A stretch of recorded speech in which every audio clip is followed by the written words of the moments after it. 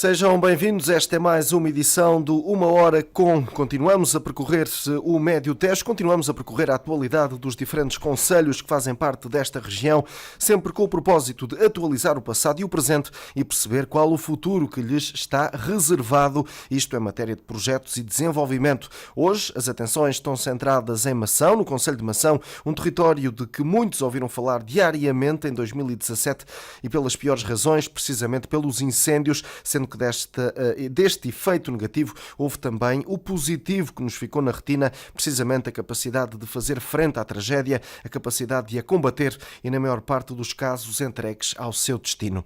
Mas já lá vamos. Antes recuamos, como habitual, até 1 de outubro, dia das eleições autárquicas, onde o nosso convidado de hoje, Vasco Estrela, candidato nessa altura pelo Partido Social Democrata, foi reeleito com esmagadores 65,49% dos votos, mais 13% do que a realidade de 2013, o que se traduziu na eleição de mais um elemento, 4 ao todo, para o executivo do PSD na autarquia maçaense. E vamos começar precisamente por aqui, não sei antes lhe recordar que nos pode acompanhar pelas frequências 98 e 92 FM, ainda pelo site radiohertz.pt por áudio e vídeo para todo o mundo e ainda pela MEL para clientes desta operadora televisiva, bastante carregar no botão verde do comando da sua televisão e digitar o código 929800.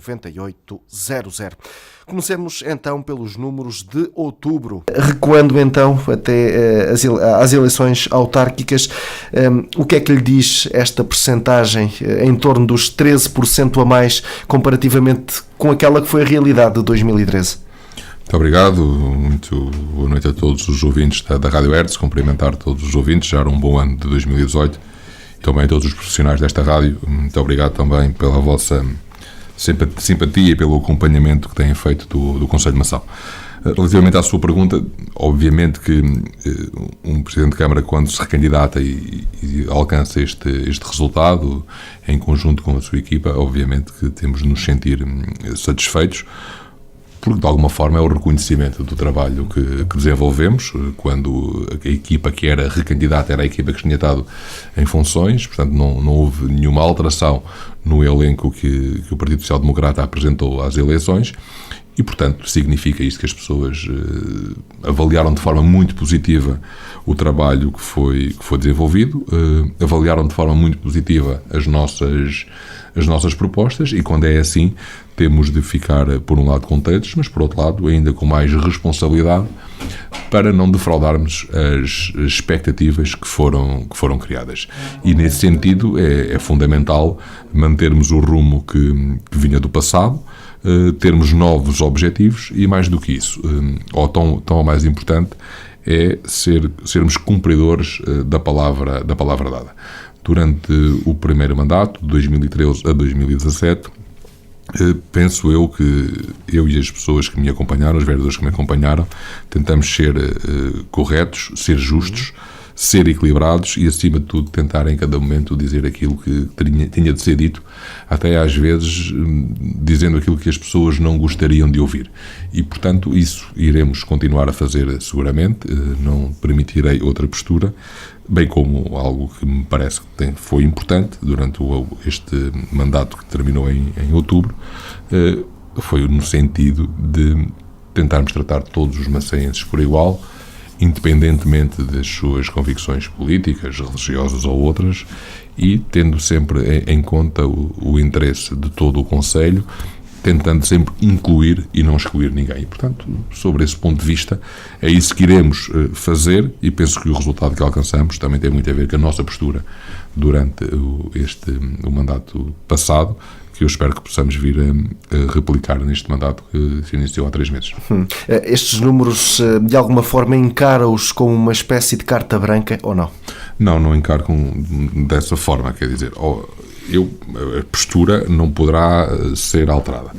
As pessoas do Concelho de Mação conhecem-me desde sempre, todas as pessoas, ou a esmagadora maioria das pessoas, e quem não o souber poderá saber os meus defeitos, as minhas virtudes, o meu passado, o menos bom e o ótimo, e portanto não tenho nada de extraordinário a esconder. E, portanto, a carta branca nunca poderá ser uma carta branca de um Presidente de Câmara autoritário, do eu quero, posso e mando, e eu agora tive 65%, isto foi quase tudo meu, e, portanto, as pessoas agora têm de sujeitar àquilo que for as minhas decisões ou as nossas decisões. Portanto, isso não acontecerá seguramente.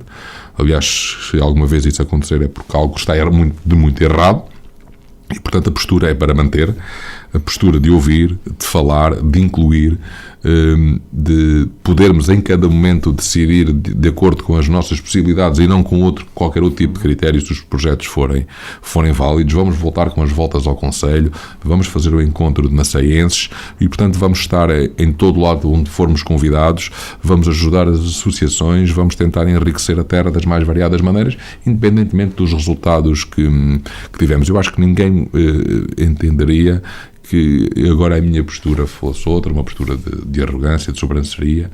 Não, terá de ser uma postura de respeito pelos aqueles que foram adversários políticos, mas que hoje estão sentados, neste caso é só um vereador que está sentado à mesa comigo, mas estão membros da Assembleia Municipal, estão presidentes de junta, onde o PST perdeu a maioria das juntas de freguesia, portanto tenho de lidar diariamente com o Presidente de Junta de outro partido e, portanto, a nossa missão e a nossa função é tentarmos, ainda mais o Presidente da Câmara, a sua principal obrigação num Conselho como o nosso é incluir, é ser um parceiro de todos naquilo que nós temos que fazer em prol do nosso Conselho.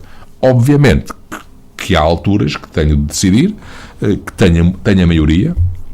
Temos a maioria, quer na Câmara, quer na Assembleia Municipal, e essa maioria é para ser usada.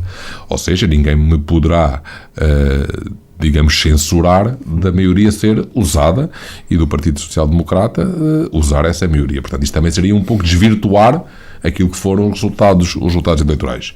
Nós candidatamos com um programa que temos a obrigação de cumprir. E temos de chegar a 2021 e explicar às pessoas o que é que fizemos e o que é que não fizemos e porque é que fizemos ou não fizemos. E, portanto, também tenho dito isto e tenho dito também aos senhores presidentes de junta de freguesia, nomeadamente àqueles que são do Partido Socialista, mas isto também se aplica aos do PSD, que eles são responsáveis pelo programa eleitoral que apresentaram. Ou seja, não poderão vir de hoje para amanhã dizer que não cumpriram aquilo a que se comprometeram com os seus fregueses, porque o Presidente da Câmara não os ajudou a concretizar aquilo que eram os seus desígnios. Não estou com isto a dizer que não vamos ajudar, pelo contrário. Já reunimos e já disse que iríamos tentar ajudar dentro do possível aquilo que são também os objetivos dos presidentes de junta de freguesia, das freguesias, porque se façam parte integrante, obviamente, do Conselho de Nação. Não quero com isto dizer que o Presidente da Câmara seja um oficial que esteja ali somente a assinar documentos para viabilizar aquilo que os senhores...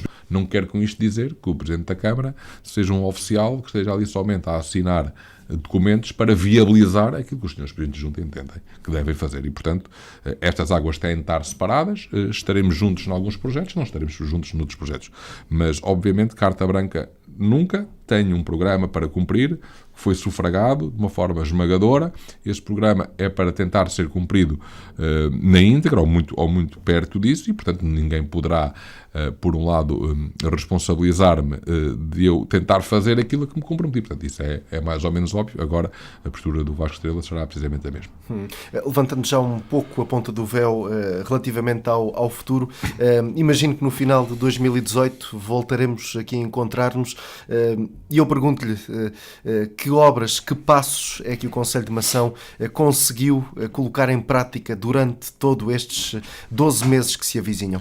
Olha, eu espero que muito daquilo que nós temos já neste momento em carteira previsto para arrancar e para ser uma realidade possa não estar provavelmente concluído porque não há condições para isso em termos de curso normal dos procedimentos administrativos e das obras em si, mas acho que será 2018, este ano, será um ano fundamental para irem para o terreno um conjunto, neste caso concreto, de obras significativas e que faziam parte do nosso programa e que terão necessariamente de ser concretizadas. Refiro-me em concreto àquilo que são as obras do Plano de Regeneração Urbana da Vila de Mação, obras importantes e fundamentais, enfim, para aquilo que é a regeneração da vila e também, num caso concreto, para aquilo que nós definimos como uma aposta estruturante para o futuro e que tem a ver com a instalação e manutenção de um centro de atividades ocupacionais e um lar residencial para pessoas idosas, uma parceria que estabelecemos com o Centro de Recuperação e Integração de Abrantes, com o CRIA de Abrantes, e que será, cuja concretização será no antigo quartel dos Bombeiros Voluntários de Nassau. Temos, a par disso, a requalificação do Cineteatro Municipal, do Lar dos Combatentes, a requalificação do Jardim Municipal também em Mação está praticamente concluída. Temos a recuperação do Castro de São Miguel em Amenda, que está neste momento a terminar a elaboração do projeto. Temos a concretização de um projeto que já vem do mandato passado e cujo desenvolvimento do projeto foi no mandato passado, que é a criação do núcleo museológico em Ortiga, ligado ao Museu das Artes e da Pesca, a recodificação do piso inferior do Museu Municipal, a reabilitação do edifício que irá permitir a instalação da Casa do Cidadão e do Espaço do Cidadão em Cardigos. Temos um projeto também museológico em Vendos, ligado às artes do presunto e dos enchidos, e, portanto, temos as margens da ribeira do Rio Tejo, também um projeto da Comunidade Intermunicipal, com todos os municípios ribeirinhos desta comunidade, e que terá o seu quilómetro zero, digamos assim, em Mação, e, portanto, tenho aqui um conjunto vasto de projetos, todos eles já no que diz respeito às obras do Plano de Gestão Urbana de Mação, todos eles já candidatados para fundos comunitários, com projetos já elaborados, os dos núcleos museológicos e do museu também já com os projetos elaborados, e, portanto, estivemos a fazer o trabalho de casa para que durante este ano de 2018 as coisas possam começar a avançar e nós possamos concretizar os nossos projetos. Portanto, isto é aquilo que diz respeito à obra física, à obra mais visível, mas, como sabe, naturalmente, o trabalho da Câmara e da Câmara de Nação desenvolve-se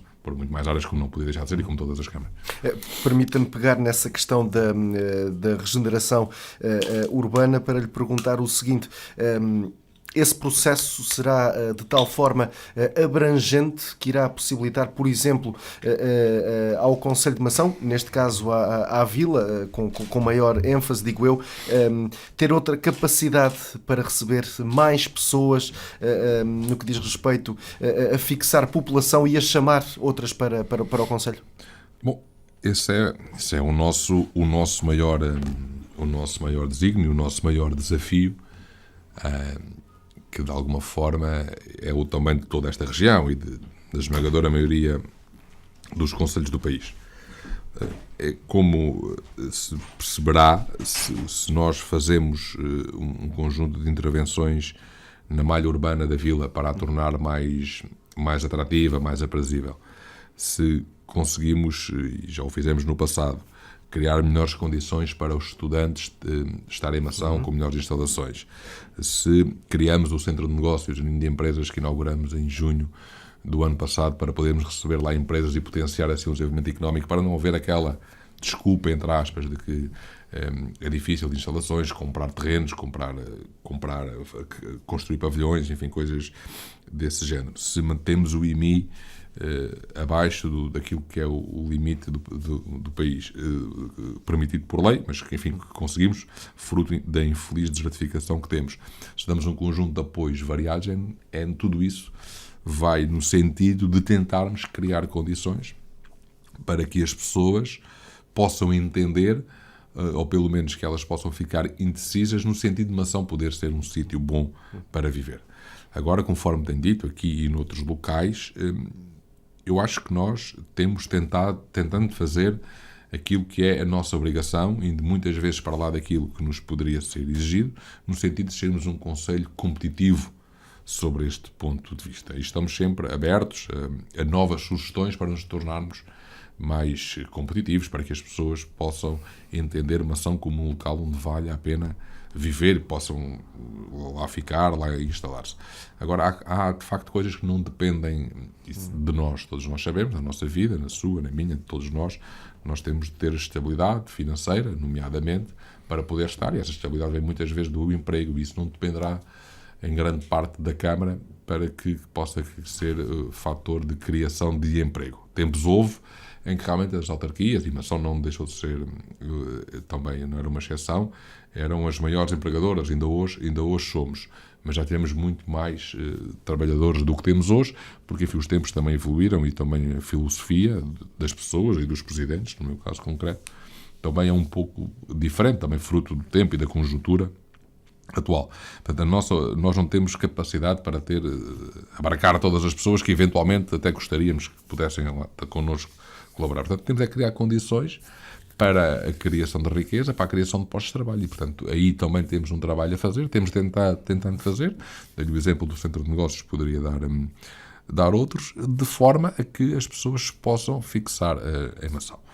Agora, enfim, não é por acaso que há este despovoamento dos territórios do interior, não é por acaso que há uma apetência grande pelas cidades, que isto é visível em qualquer lugar, não é por acaso que hoje se fala, como nunca se falou, do problema do interior, do despovoamento, enfim, percebemos agora que houve um conjunto de pessoas que descobriram que havia interior, portanto, desde junho, houve um conjunto de pessoas neste país que se lembra que há interior, quando uma série de autarcas e de pessoas nas quais, modestamente me incluo, há anos que andamos a dizer que esta situação é perfeitamente insustentável, e quando agora percebemos que estamos, se calhar, já num ponto onde muito dificilmente sairemos.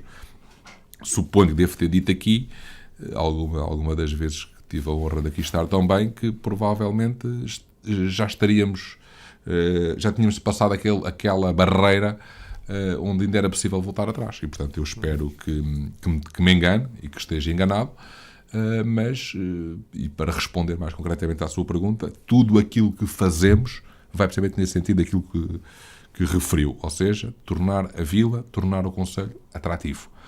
Podemos fazer um bocadinho melhor, um bocadinho diferente, admito que sim, não temos varinhas mágicas.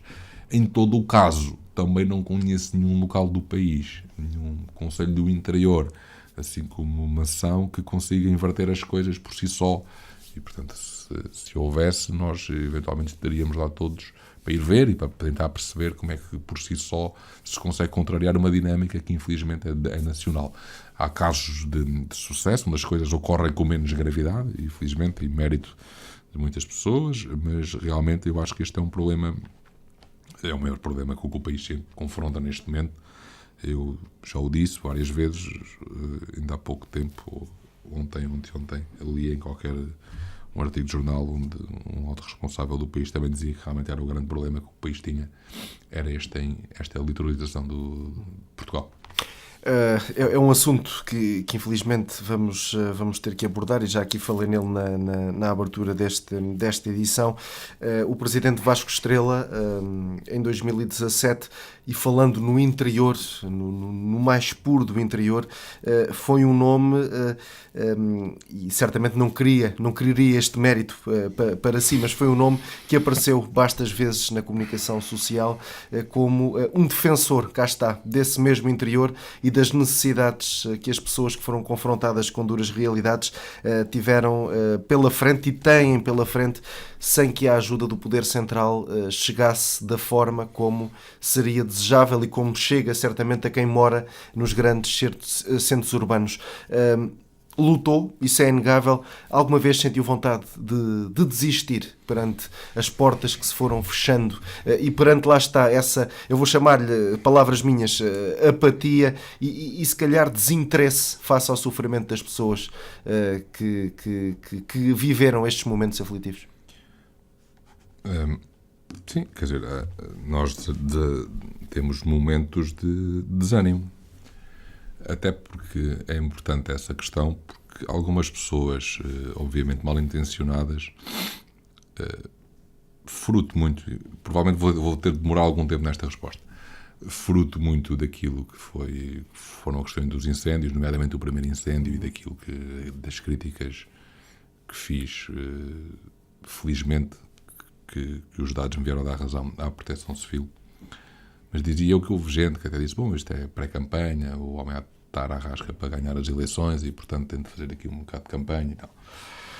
Bom, provavelmente pessoas não conheciam a realidade do Conselho, mas pronto, mas não quero não quero entrar por aí, mas estou a fazer esta introdução só para dizer, enfim, os senhores aqui nesta rádio têm seguramente gravadas as minhas entrevistas e, portanto, isto foi um fio condutor em todas elas.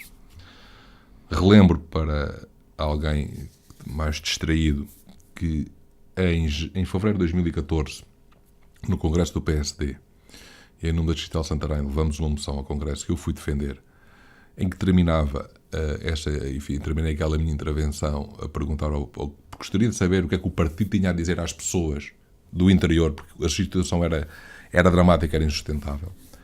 Há longos anos que andamos a dizer que situações como aconteceram neste verão iriam acontecer. Eu e, nomeadamente, o vice-presidente António Louro, que nos merece todo o respeito e toda a homenagem por aquilo que tem tentado fazer em prol também do interior e da floresta. Dissemos e dizemos que vão haver milhares de aldeias desertas, que as tragédias que aconteceram podiam acontecer, que esta situação era perfeitamente insustentável e que o país iria ficar numa situação perfeitamente...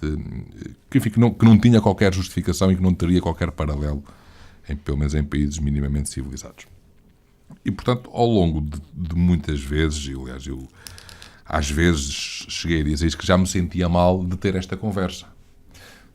Porque às vezes as pessoas já olhavam para mim e me diziam sério, às vezes até me sentia mal, enfim, não quero estar a falar em que locais, me sentia mal porque as pessoas olhavam para mim de uma maneira estranha e eu não, às vezes eu próprio me sentia constrangido.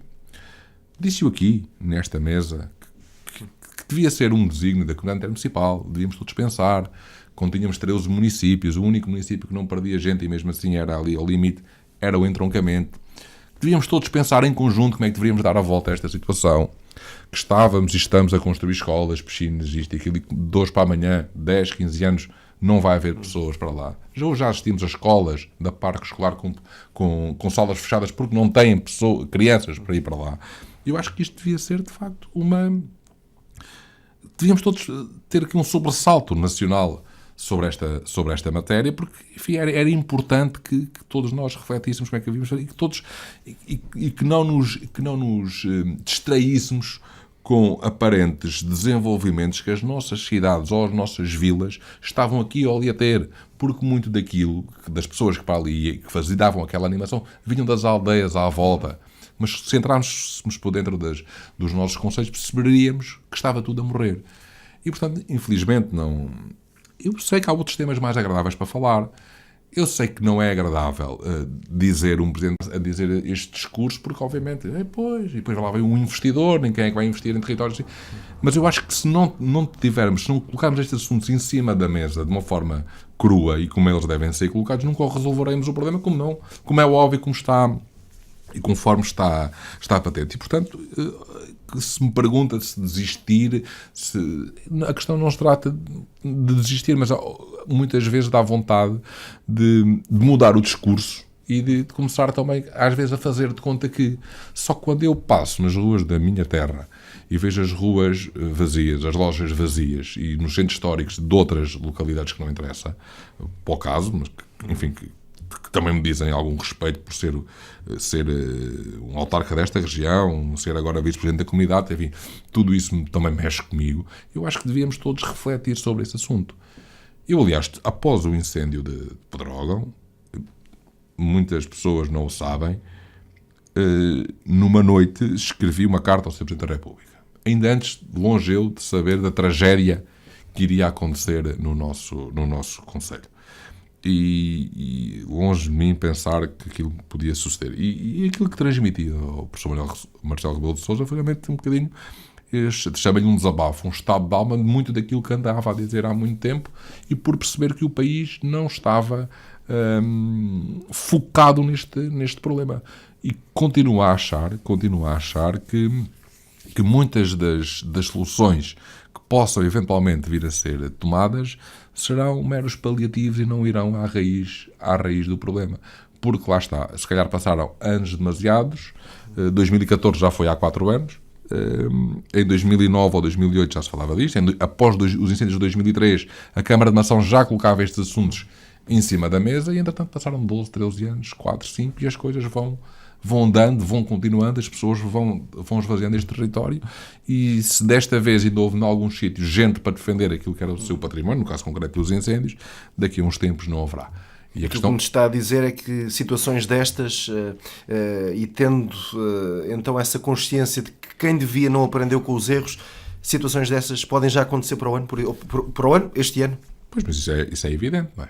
Se não fosse assim, o Governo não estava provavelmente tão preocupado com esta questão, no sentido de estar agora a obrigar as pessoas e as câmaras a fazerem a limpeza das aldeias. Por alguma razão o é, quer dizer, enfim, têm esta ideia, não é? Que, por princípio, ninguém pode discordar. Uhum. Eu, enfim, numa televisão, não sei qual, após os incêndios, falei nisso. Disse, a Câmara de Mação está disponível e estará do lado da solução para que o Governo, que o Poder Central, protocolar, ver qual é a forma em que temos de intervir e limpar nas aldeias, porque as aldeias não têm gente. Isto pode voltar a acontecer e vão morrer lá pessoas ou vão arder casas, portanto temos de perceber como é que vamos resolver isto.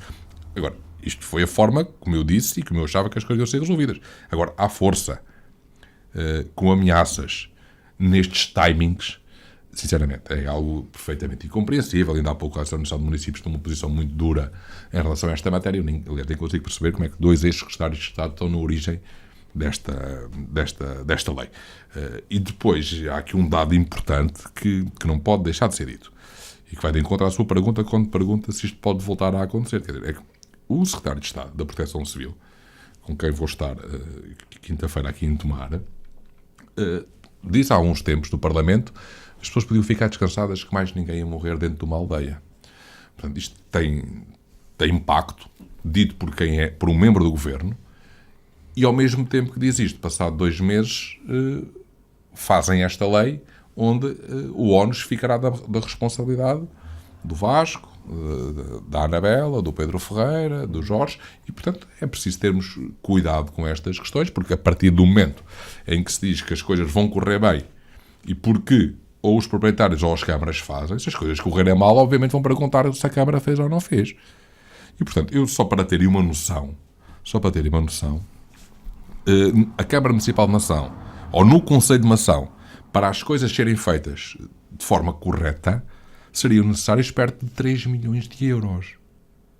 E se ninguém limpasse os terrenos? E se alguém limpar, vão ter de gastar 3 milhões de euros. Ou a Câmara ou os proprietários. Exatamente. Estou a contar aqui com a rede viária e estou a contar com os aglomerados populacionais. Permita-me aqui uma observação. Ainda há pouco, e foram declarações também tornadas públicas, o Ministro da Administração Interna, Eduardo Cabrita, focou essa necessidade dessas mesmas limpezas serem feitas até final de março. Mas olhando para o Decreto-Lei 12 de 2016, vemos, de 2017, vemos que já aparece final de abril. Há aqui até... e depois vemos a GNR também com esclarecimentos, avança com outra data, vemos as entidades e não se entendem. Pois, quer dizer, não se entendem. Eu só gostaria que o Conselho de Mação tem cerca de 7 mil prédios urbanos. Enfim, 7 mil casas, vamos supor. 7 mil casas, tem 7 mil pessoas, portanto dava uma casa por cada cidadão. Temos aldeias com 80, 90 casas, onde vivem 7 ou 8 pessoas. Portanto, quer isto dizer que, obviamente, que as pessoas não estão lá. Estas pessoas que o Sr. Ministro dizem que vai... Que os senhores ministros, que o Governo diz que vão ter de limpar. E essas pessoas não estão lá porquê? Porque, infelizmente, muitas delas já faleceram, outras estão nos lares, e as casas são dos filhos, são dos netos, que estão em Tomar, que estão em Lisboa, estão no Porto, estão em Coimbra, estão no Brasil, estão em França, estão na Suíça. E, portanto, pensar-se que essas pessoas vão limpar é claramente utópico. Eu até admito que na malha urbana de Setúbal limpem. Ou na malha urbana de Torres Vedras. Ou até na malha urbana de Mação. Eu até admito. E na malha urbana de Tomar. Tenho a certeza que não vão limpar nas aldeias de Cardigos, do Carvoeiro, dos Envendos, provavelmente aqui da Sabacheira, da Olhalhas. É isto é preciso percebermos. Então, e depois não podemos fazer as coisas, e eu espero que quinta-feira as coisas sejam esclarecidas, porque eu e toda a gente pode estar aqui a cometer uma enorme injustiça, um enorme equívoco. É preciso perceber os 50 metros e os 100 metros têm de ser limpos à volta do aglomerado local das casas, perceber como é que essa fiscalização vai ser feita. Porque o Governo vem com a decisão prevista em Orçamento de Estado de corte de 20% das transferências no mês de junho, se as coisas não forem feitas. Curiosamente, se calhar, é o mês onde se pagam os subsídios. Pronto. Ou seja, eu até vou arriscar dizer que da parte da Câmara de Nação podem já cortá-lo. Porque eu não vamos conseguir fazer isto. Eu tenho a certeza absoluta que nós não vamos conseguir fazer. Porque não há sequer no mercado gente, empresas, para conseguir fazer isto. A não ser que isto se faça a brincar. Porque para fazer as coisas a sério, isto é um processo que demorará 2 ou 3 anos a fazer.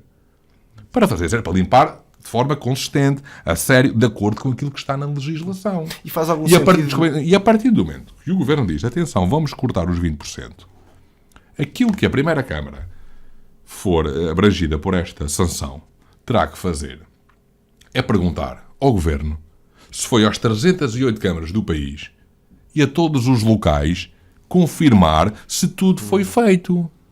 Porque depois é preciso saber porque é que não é estes 20%. É se foram a todas as localidades, é se não foram. É se limparam 100 metros ou limparam 50. Portanto, isto acho que está aqui um conjunto de explicações, para além daquelas que o António estava a referir, que são necessárias ser dadas. Porque, repare, é que estamos a falar de um tema extraordinariamente sensível, de enorme gravidade, que está a assustar as pessoas, porque, enfim, as pessoas agora estão todas a querer fazer, e depois querem fazer, mas não há no mercado quem faça. E depois, então a seguir vem a Câmara. E depois dizem, mas a Câmara tem direito de regresso. E depois vai a Câmara instaurar os processos para receber. E depois não tenham problemas. Há uma linha de 50 milhões de euros para quando vocês, se não conseguirem receber o dinheiro destas pessoas. Mas estes 50 milhões de euros dá, se fosse para todos os municípios, dava 100 e tal mil euros a cada um. Ora, eu acabei de dizer que só em Mação são precisos 3 milhões de euros. E em Abrantes 6 milhões. Portanto, eu acho que há aqui muita matéria para ser discutida, para ser refletida e para ser explicada às pessoas. E dizer às pessoas o seguinte, que foi por onde eu comecei. A lei tem virtudes. Isto terá de ser feito. Mas temos de assumir aqui um ónus político e financeiro para as câmaras ou para o Governo. Porque não haverá uma possibilidade efetiva de muitas destas pessoas conseguirem fazer isto. E temos de saber como é que estas pessoas têm de ser responsabilizadas por aquilo que não fazem. Porque os herdeiros não estão, os herdeiros não se entendem, não há cadastro, muitas casas não estão registadas e as multas compensam mais as multas do que estar a pagar a uma empresa para ir fazer. E repito, não há no mercado empresas para fazer. Eu ainda não ouvi ninguém neste país a dizer que esta lei é execuível. E o Governo continua teimosamente, e o Ministro Cabrita continua teimosamente, a dizer que isto é para cumprir, isto é para ser feito. Permita-me já agora tirar outra dúvida. Quando se fala nessa necessidade de limpeza até finais de março, mas depois a vegetação com a chuva que supostamente irá cair não estará na mesma maio, junho, digo eu? Essa é um dos dados. O outro dado que eu lhe vou colocar é este. Vamos imaginar. Até final de março, em 15 dias em abril, chove imenso. A vegetação nasce outra vez. Mas como estão as condições climatéricas, fim de abril, março, de maio, vem logo um imenso calor. Vem imenso calor, até podemos entrar logo em alerta laranja, alerta vermelho, onde são proibidas as intervenções na floresta. Como é que vamos fazer? Como é que vamos fazer se não podemos andar a manusear máquinas sob pena de criarmos um incêndio florestal? Como é que vamos resolver isto? É essas respostas que espero então ter nesta quinta-feira. Não, e são outras respostas. E eu pergunto, e para os anos seguintes? É que isto não é para 2018. Isto é um ónus que aqui vai ficar sobre as pessoas e sobre as autarquias para sempre. Nunca mais ninguém terá coragem e bem para voltar atrás com uma decisão desta. Aliás, no fundo é uma lei que já existe desde 2016. Portanto, nunca mais ninguém vai voltar atrás nisto. Portanto, vão ser as autarquias que estão aqui, se nada for feito, se nada for alterado, a assumir para todo o sempre uma responsabilidade efetiva de centenas e milhares de euros. Portanto, eu acho que isto é um assunto de uma profundidade, de gravidade, que carece de várias reflexões e de ser muito bem discutido. Presidente Vasco Estrela, ainda continuando nesta temática, valeu a pena reclamar para os habitantes de Mação, para quem sofreu com os incêndios, os mesmos direitos daqueles que infelizmente também sofreram com os incêndios, nomeadamente de Pedrógão Grande, Castanheira de Pera e por aí fora? Valeu em parte, porque foi dado na semana passada um passo importante, não o passo essencial. Ou seja, o Parlamento, em termos políticos, a Casa da Democracia, reconheceu e bem a injustiça que estava a ser feita e, portanto, alargou ou equiparou o Conselho de Mação e outros em relação aos incêndios de Pedrógão e de 15 de outubro. Contudo, há um conjunto de legislação avulsa de portarias que foram sendo publicadas e de resoluções do Conselho de Ministros que determinam um conjunto de apoios que nós continuamos a estar excluídos. Ou seja, está um primeiro trabalho feito, que temos de agradecer aos senhores deputados, nomeadamente aos deputados do Distrito de Santarém, de todos os partidos do Distrito de Santarém, e, enfim, deixar esse agradecimento. Contudo, há aqui um conjunto de situações que carecem ainda de trabalho político e legislativo.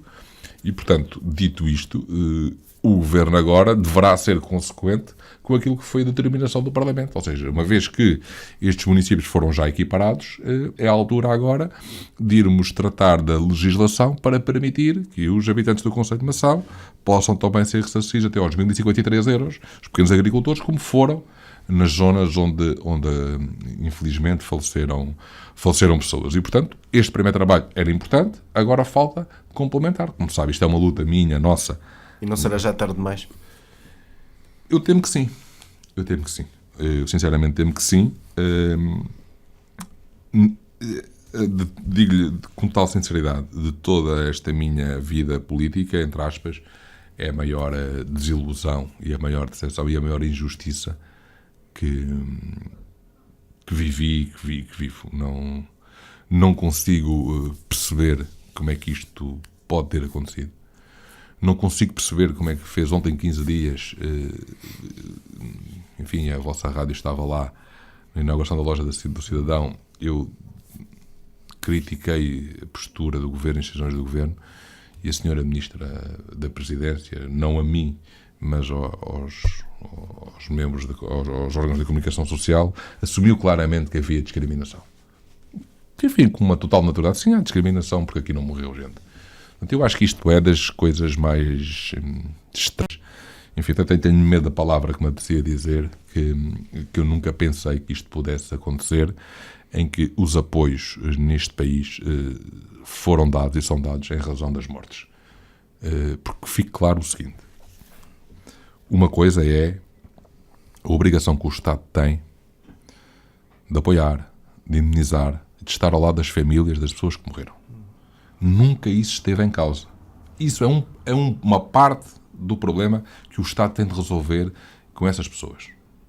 Dito isto, não é correto que os concelhos onde, por acaso, essas pessoas morreram, tenham um conjunto de benefícios, e os municípios destes concelhos têm um conjunto de benefícios que nada têm a ver com as mortes que ocorreram, até porque em muitos locais as pessoas nem eram daqueles locais, e os outros concelhos, porque não morreu ninguém, fruto do trabalho de muita gente, fruto também, obviamente, de alguma sorte, enfim, mas felizmente as pessoas conseguiram todas sobreviver e felizmente não ter havido mortes, não terem direito ao mesmo conjunto de benefícios.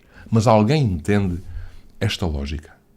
Mas faz algum sentido que alguns concelhos onde arderam 1.000 ou 2.000 hectares, todas as pessoas daquele concelho que foram ardidas, ou as empresas daquele concelho tenham sido atingidas ou não, tenham um conjunto de benefícios e em Mação onde arderam 27.000 hectares as pessoas não tenham? Eu fiz esta pergunta já dezenas de vezes. Não há ninguém que consiga explicar. Por uma razão. Porque isto não tem qualquer explicação. Não há ninguém de bom senso que consiga explicar isto. Qual é a razão? Aliás, a constitucionalidade destes diplomas são altamente duvidosos. São altamente duvidosos. E também custa, estranho, eu já escrevi ao Sr. Presidente da República sobre isto, já falei com ele, também me parece que não há aqui um sobressalto em relação a esta matéria. Eu também às vezes me sinto um pouco sozinho a falar deste assunto. Parece que não há uma razão objetiva para dizer mas porque morreram pessoas. Tratemos destas famílias, da dor dessas pessoas que estão a sofrer, isso terá de ser feito. Nada disso está em causa, repito. Longe de mim nada disso está em causa. Longe de mim acusar ou ter alguma mágoa, entre aspas, com qualquer colega meu, qualquer presidente de Câmara, de outro conselho que sofreram também. Nada disso está em causa. Agora, por amor de Deus, eu não posso conformar que no Conselho de Mação Tende Ardido o Cardeiro, os municípios do meu concelho não tenham o direito de ser tratados como os municípios de um concelho onde arderam 1.000 ou 2.000 hectares, mas que por acaso naquele dia também lhes ardeu. Mas isto agora é em razão da data e do local. Se as pessoas são ricas ou pobres, não interessa. Se ardeu muito ou se ardeu pouco, não interessa. Se as circunstâncias onde aquilo ardeu têm alguma razão ou não têm nenhuma razão, nada disso importa. Tiveste fogo no dia 15 de outubro, tens direito. Tiveste esta zona de Pedrógão do 7, tens direito. Mas aqui em Maceió arderam 27 mil hectares. Desculpa lá, mas isso aí não... Eu acho que isto é uma coisa ridícula, sem qualquer sentido, e que nunca pensei de poder vir a assistir. E, quer dizer, não consigo... Ficarei com esta mágoa atravessada por esta vida, porque eu acho que isto é perfeitamente inconcebível. Só mesmo antes de passarmos para o outro tema, uma outra questão, já lhe ando para colocar esta questão há algumas semanas. Tal como sublinhei, foi uma dessas vozes que alertou para a falta de apoio, neste caso, que os habitantes de Mação, do Concelho de Mação, se depararam face a essa situação de calamidade com que se debateram. Alguma vez acreditou que esses seus constantes alertas, lamentos, críticas tivessem como resposta de quem deveria dar a resposta adequada o silêncio e a indiferença? Olha, sinceramente, eu acho muito estranho, não tenho nenhum problema em dizê-lo, até porque, enfim, vivo num país democrático e acho que não serei alvo, obviamente, de nenhuma represália, se é que isto pode dizer, porque, enfim, acredito nas pessoas todas, em todos os partidos, deste partido e deste governo, não tenho nenhum problema em dizer isto. Até porque, quando tenho de elogiar o governo, elogio, no dia 8, em Mação, e aqui já o disse mais que uma vez, tenho de elogiar este governo e criticar o governo do PSD por ter encerrado o tribunal. Critiquei e andei em manifestações contra o governo do PSD quando foram as primeiras reportagens das escutas no tempo do Durão Barroso. E, portanto, sobre esse ponto de vista, não me apanham em caldinhos que possam ser difíceis de gerir. Agora, eu sinceramente, eu acho que os municípios do Concelho de Mação já mereceriam, por parte do governo, uma palavra. Que mais não fosse um simples telefonema de um secretário de Estado ou de alguém relativamente a esta matéria, depois de há tantos meses eu andar a falar. E até hoje, e passado todo este tempo, poucas ou nenhumas palavras de solidariedade ou de compreensão tive por parte do governo. Diferente é por parte de deputados do distrito de Santarém, do Partido Socialista. Aliás, o deputado do Costa, aqui de Tomar, que ainda esta semana, ou semana passada, falei com ele e, portanto, está a acompanhar. Para além, obviamente, dos deputados do PSD, particularmente o deputado do Duarte Marques e o deputado de Nuno Serra, que têm sido indiscutíveis. E, portanto, estou a excluir desta questão os senhores deputados, repito, nomeadamente do Partido Socialista, todos os outros foram Mação, e pronto, que as coisas fiquem claras sobre esta matéria, que gosto de ser preciso. Agora, da parte do governo, até hoje, nunca houve uma explicação, uma palavra. O que mais não fosse pensar, o senhor não tem razão, olha, paciência, foi assim, erramos, não erramos, portanto, até hoje, rigorosamente nada.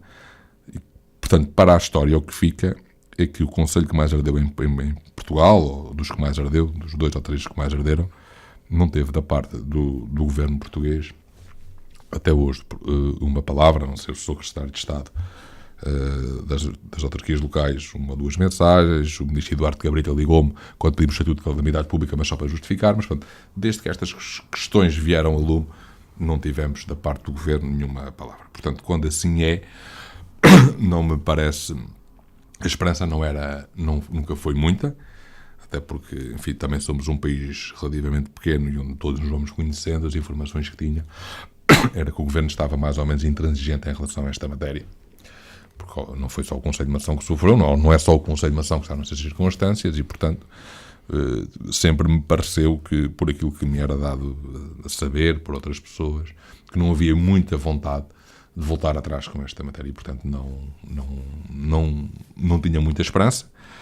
E, repito, continuo a não ter muita esperança. Agora, com esta decisão do Parlamento, espero que as coisas possam evoluir. Esperemos que sim. Vamos aguardar. Escrevi em 19 de dezembro uma carta ao Sr. Presidente da República, dando nota de tudo isto. Ele respondeu-me que encaminhou para o Governo, mas não tem sentido, digamos, uma vaga de fundo de ninguém que possa ajudar os municípios do Conselho de Mação e, portanto, tenho muita pena que assim seja.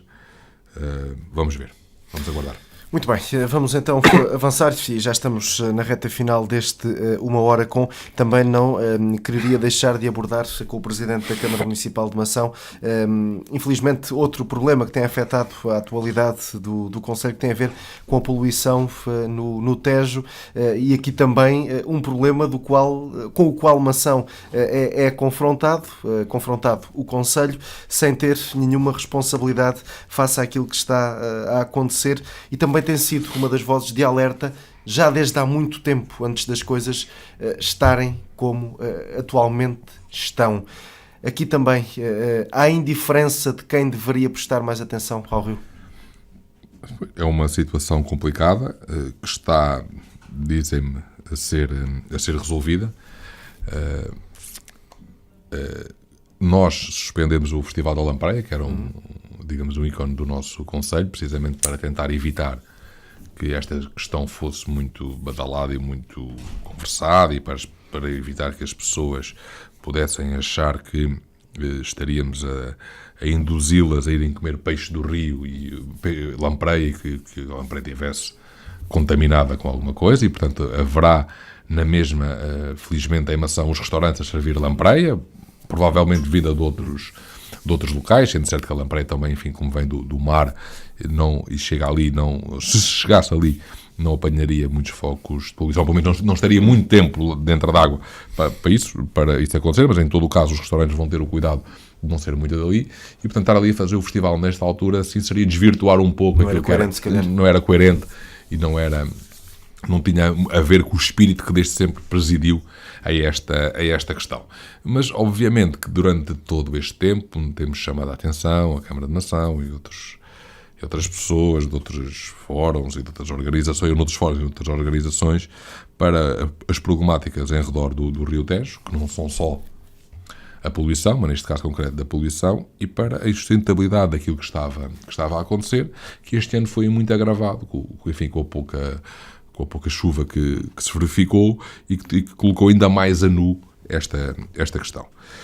E, portanto, nós temos dito aquilo que é mais ou menos óbvio e que não revela da nossa parte nenhuma chique espertice, nem nenhuma inovação. Quer dizer, o que é importante é tentar compatibilizar ali os vários interesses instalados. O que pode ser mais estranho é que como é que ao fim de todo este tempo as coisas continuam a acontecer. Ou seja, andamos com isto há 5 ou 6 anos, ou de uma forma mais intensa há 2 ou 3 anos, e os focos de poluição continuam recorrentemente a acontecer. Portanto, só isso é que é estranho. O que poderá ser, e o estranho é, será que não se sabe efetivamente onde é? Ou sabe-se se não se consegue atuar? O que é que realmente está a acontecer? E, portanto, há uma série de meses que solicitei, enfim, que de alguma forma as coisas fossem explicadas e que fosse dito claramente às pessoas, ao país, realmente o que estava a acontecer, se havia empresas ou não empresas a fazer investimentos para resolver os problemas, se era aquela empresa, se não era aquela empresa, se era uma, se era outra, porque às tantas entram todas as empresas ao barulho, todas as entidades que gerem sistemas de saneamento como no Conselho de Mação, que hoje as Águas de Lisboa e Val do Tejo estão a ir 2 dias, 2 vezes por dia, às zonas de hectare da Ortiga, recolher os afluentes e despejar a Mação, porque as hectares não estão em condições do investimento que eram para fazer há 6 ou 7 anos, e portanto estão ali a assumir claramente que existe um problema e estão a resolvê-lo. A própria Câmara de Mação vai todos os dias junto à praia fluvial da Ortiga recolher afluentes para não despejar para o rio, para não ser incumpridora, como a Câmara de Mação, e já que eu assumi, foi há 3 anos ou 4 anos atrás, e portanto estamos a levar também para a Mação os afluentes, porque só podemos resolver também esse problema quando as hectares tiverem portanto, devidamente operacionais. E, como digo, acho que era importante esclarecer de uma vez por todas onde é que está o foco, poluição, onde é que não está. Porque me parece realmente estranho que isto não seja dito de uma forma clara. Enfim, há os relatórios indiciam que estão ali aqueles focos de poluição, que vão ver atuações por parte do Ministério do Ambiente e, portanto, em que é que isso tudo deu, em que é que isso tudo dá, são autuados, mas podem continuar a fazer descargas, não podem, portanto, para que haja uma clarificação de tudo isto. Eu acho que era importante estabelecer alguns timings, alguns prazos, para que as coisas possam ter, digamos, o seu decurso normal. Porque, como ainda há pouco referi nos projetos que nós temos, e, enfim, estava agora a receber um telefonema relativamente a essa matéria, a Câmara de Mação tem projetos para a margem do Rio Tejo, espero que sejam financiados pelo quadro comunitário de apoio, na casa dos 500 mil euros. Portanto, isto só faz sentido acontecer se pudermos vender o rio, e um rio saudável para as pessoas poderem fruir, não é? Portanto, não faz sentido estarmos a fazer estes investimentos para que isto aconteça. Não faz sentido estarmos a fazer melhoramentos na praia fluvial da Ortiga quando temos o rio, quando temos. Não faz sentido vendermos o parque de campismo da Ortiga com a água neste estado. Não vale a pena voltar a pensar na Barca da Amiera, um sítio muito interessante do Conselho de Mação na freguesia de Envendos, se tivermos o rio como está, e o mesmo se passa, enfim, suponho eu, ou como não pode deixar de ser, com os meus colegas de Abrantes, de Constância, de Vila Velha de Ródão, de Castelo Branco, de Nisa, enfim, temos aqui uma riqueza que pode e deve ser explorada, que é importante para a região, e que ultimamente, se fizermos qualquer pesquisa num motor de busca e colocarmos Tejo, aquilo que vemos é poluição. E, portanto, isto é o pior que pode acontecer e está a trazer prejuízos grandes, muito grandes, neste caso concreto ao Conselho de Mação. Muito bem, Presidente, já estamos então mesmo a finalizar esta edição. Agora não o condiciono com qualquer questão. Algo que queira acrescentar que tenha ficado por dizer? Sim, só para dizer que falamos muito ao de leve, dizer que tenho dito aqui sempre que uma das grandes apostas do nosso Conselho são os nossos recursos, e apesar de tudo aquilo que nos aconteceu em termos de destruição da nossa floresta, continuamos a acreditar nessa ria histórica do nosso Conselho, na floresta, dos nossos recursos, da nossa paisagem, no nosso rio, e teremos de compartilhar aquilo que é endógeno nosso, que acabei de referir, com outro tipo de desenvolvimento económico que passa muito por aquilo que fizemos na zona industrial com o Centro de Negócios, com o alargamento do Centro de Negócios, e também algo que nunca esquecemos, nem podemos esquecer, que são os apoios sociais que damos, a qualidade de vida que tentamos prestar aos habitantes do Conselho de Mação, desde a mais tenra idade até à velhice. Ou seja, tentamos, de uma forma muito simples e de uma palavra muito simples, dar qualidade de vida para que o Conselho de Mação seja um conselho com futuro, e eu acredito claramente que teremos futuro. Saibamos nós cumprir a nossa missão, tenhamos nós um bocadinho de sorte, e já agora que também, que se não nos ajudarem muito, pelo menos que não nos prejudiquem e não nos atrapalhem muito o nosso desenvolvimento e aquilo que tentamos fazer, e portanto Mação tem futuro. Muito obrigado. Presidente Vasco Estrela, muito obrigado mais uma vez pela sua disponibilidade. Obrigado. Até uma próxima oportunidade. Nós vamos voltar com mais Uma Hora Com na próxima quarta-feira. Até lá, tenha uma excelente semana.